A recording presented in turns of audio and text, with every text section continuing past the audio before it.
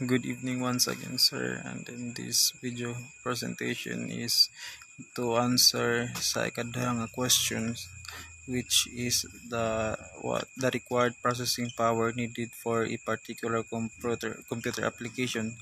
So ang kanang particular nga computer application, sir, nga as a computer engineering student is naga-base ko sa akong kuan nga sa Java nga application, which is ang iyang pagkuan, sir, is kani nga makasunod ang application type, system requirements, complexity and load, and performance optimization. So as i kuan, sir, kanang computer engineering student, ang application type namo nga usually nga ginagamit is ang Java.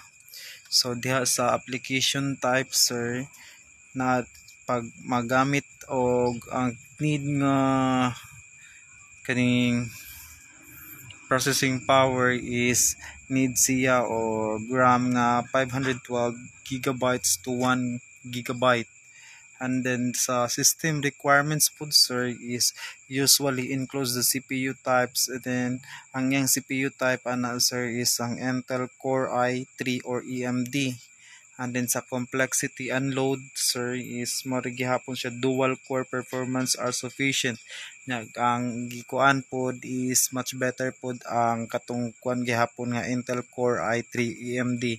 And then ang pinaka last, sir, is ang performance optimization.